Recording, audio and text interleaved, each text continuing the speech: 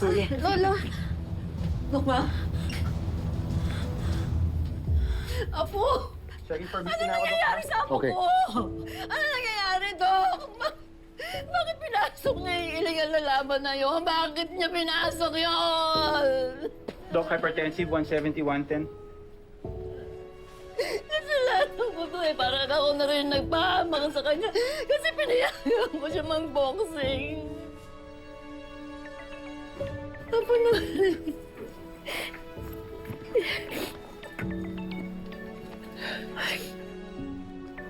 Si Nadia. Sagutin niyo. Wag. Huwag yung sasagutin. Karapatan ho ni Nadia na malaman yung totoo. Karapatan. Ano na sasabihin sa atin, Nadia? Kung sintidor tayo lahat dito? Sige, sagutin niyo!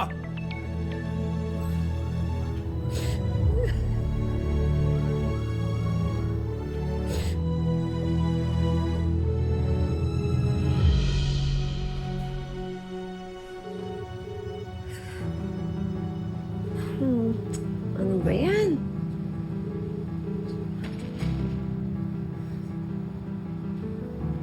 Oh, ba't nakakunot ang noo mo dyan?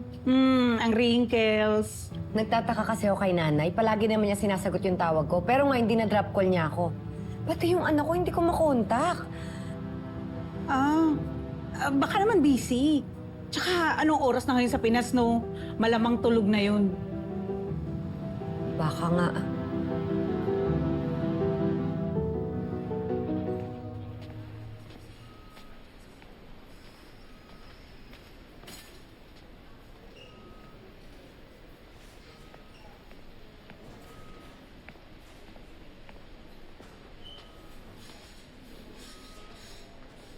Pa, bakit naman ho kayo pumayag na makapasok si Makmak sa underground fight?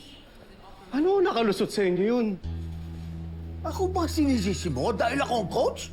Di lang ho kayo coach si Makmak, lolo niya kayo. Lolo? Ano ako? Ikaw? Ano ka? Di ba ikaw ang tatay? Napigilan mo ba? May nagawa ka ba? Di ba hindi? Huwag kang magmagaling!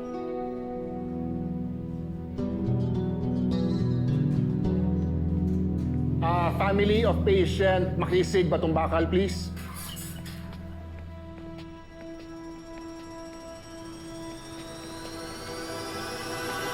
Well, based on our initial assessments, the patient has sustained several injuries from blunt force trauma, consistent sa matinding bugbog. Gaano po kalala ang apo ko? May severe swelling sa kanyang left eye. We're checking for orbital rim fracture. O ang ibig sabihin nun aalamin namin kung may crack sa buto sa paligid ng kanyang mata. Dok, ibig sabihin ba nun mabubulag si Makmak? Gagaling pa ba po ko? Makakabalik pa kaya siya sa laban?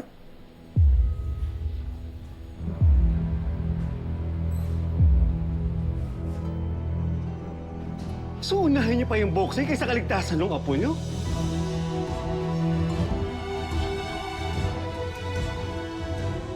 Kayong dalawa, ha? Pwede ba?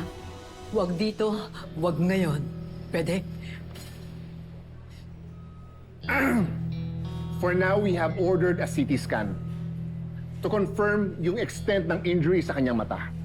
May suspected fracture sa kanyang right shoulder. We'll do an X-ray to confirm. Yung pong ulo niya. We're monitoring him closely for TBI or traumatic brain injury. Pwedeng concussion, which is the mildest form.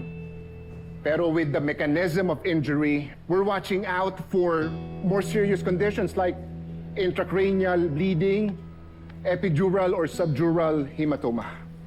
Dok, dati rin ako nagbo-boxing. Medyo naiintindihan ko po yung sinasabi niyo eh. Pero delikado po ba yung anak ko? Critical ang next 24 hours. We will do neurological checks and examinations.